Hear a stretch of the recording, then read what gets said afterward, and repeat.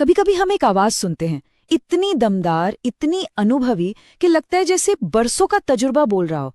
पर जरा सोचिए, क्या ये आवाज बस एक इंसान की कला है या फिर पर्दे के पीछे कोई और ही कहानी चल रही है? आइए आज इसी रहस्य से पर्दा उठाते हैं। देखते हैं कि कैसे एक ब्लूप्रिंट, एक नक्शे से एक जीती जागती इंसानी कहानी जन्म लेती है। देखिए, जो आवाज हमने सुनी वो यूं ही अचानक नहीं बन गई। जैसा कि ये निर्देश साफ साफ बता रहा है, इसके पीछे एक बहुत ही गहरी और सटीक योजना है। एक एक शब्द, हर एक ठहराव, सब कुछ एक सोची समझी रणनीति का हिस्सा है।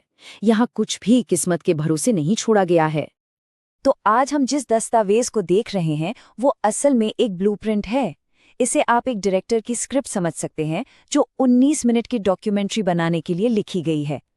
ये हमें दिखाता है कि कैसे एक कहानी को बड़ी ही बारीकी से तराशा जाता है, ठीक वैसे ही जैसे कोई कारीगर पत्थर से मूर्ति बनाता है। और इस पूरे ब्लूप्रिंट का सिर्फ एक और बिल्कुल साफ लक्ष्य है। यहाँ सबसे जरूरी शब्द है मानवीय। मकसद कोई रोबोट जैसी आवाज बनाना नहीं है, बल्कि एक ऐसी कहानी तैयार करना है जो सुनने वाले को लगे कि कोई इंसान ही सुना रहा है। यही इस पूरी प्रक्रिया की बुनियाद है। तो सवाल ये है कि एक इंसानी कहानी बनाने की शुरुआत आखिर होती कहाँ से है? कहानी सुनाने वाले से। तो चलिए इस ब्लूप्रिंट के पहले बड़े हिस्से को समझते हैं, कथावाचक का चरित्र, यानी एक पूरे व्यक्तित्व को कागज पर डिजाइन करना। इस प्रक्रिया का एक नाम है पर्सोना स्पेसिफिकेशन। ये असल में एक कैरेक्टर की प्रोफाइल है। इसमें तय किया जाता है कि कथावाचक कौन है, उसका अंदाज कैसा होगा, वो दुनिया को कैसे देखता है। आप इसे एक तरह का डिजिटल डीएनए भी कह सकते हैं, जो ये पक्का करता है कि आवाज में हमेशा एक जैसी प्रामाणिकता बनी रहे। अब ये देखिए, ये बहुत दिलचस्प है। पर्सोना को कितनी बारीकी से बनाया गया है। उसे एक अनुभवी राजनीतिक रणनीतिकार होना चाहिए जिसकी आवाज में एक शांत अधिकार हो, लेकिन साथ ही वो कोई एआई असिस्टेंट या किसी एक पक्ष की तरफ झुकी हुई आवाज बिल्कुल नहीं लगनी चाहिए। ये छोटी छोटी बातें ही तय करती हैं कि आखिर में जो आवाज बनेगी वो बिल्कुल वैसी ही होगी जैसी सोची गई थी। अच्छा, तो ये तो बात हुई कि कौन बोल रहा है, लेकिन सिर्फ एक अच्छा किरदार बना लेना ही तो काफी नहीं है ना। उस किरदार पर भरोसा भी तो होना चाहिए। तो अब देखते हैं कि वो क्या कह सकता है और क्या नहीं।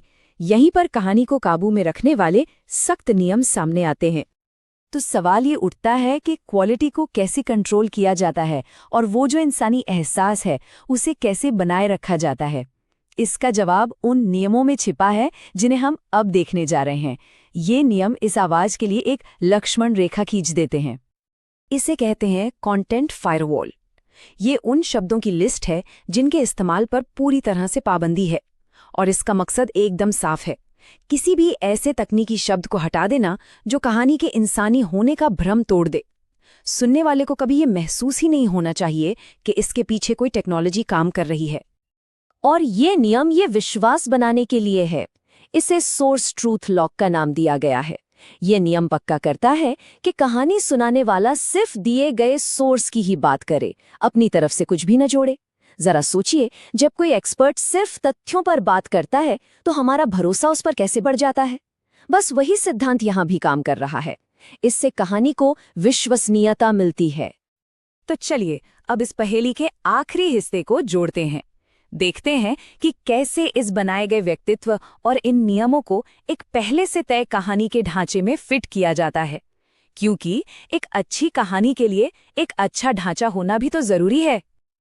ये देखिए, ये है उस 19 मिनट की डॉक्यूमेंट्री का पूरा टाइमलाइन। हर एक हिस्सा पहले से तय है, पहचान और मकसद से शुरू होकर आखिर में एक शांत चेतावनी तक। कहानी का हर मोड़, हर उतार चढ़ाव पहले से लिखा हुआ है। यहाँ कुछ भी इत्तेफाक नहीं है। अब एक कदम पीछे हटते हैं और इस पूरी प्रक्रिया के बड़े मतलब के बारे में सोचते हैं। मीडिया बनाने का ये जो इतना व्यवस्थित तरीका है, ये हमें कहानी कहने के भविष्य के बारे में क्या बताता है? ये सिर्फ एक तकनीकी प्रक्रिया नहीं है, ये रचनात्मकता का एक नया रूप हो सकता है। तो सबसे बड़ी बात जो निकल कर आती है वो ये है कि एक बेहद तकनीकी और नियमों में बंधी प्रक्रिया से भी एक ऐसी चीज बन सकती है जो सुनने में बिल्कुल असली और इंसानी लगे। ये मशीन की सटीकता और इंसान की कहानी का एक अनोखा संगम है जो हमें ये सोचने पर मजबूर करता है कि आखिर रचनात्मकता की परिभाषा क्या है।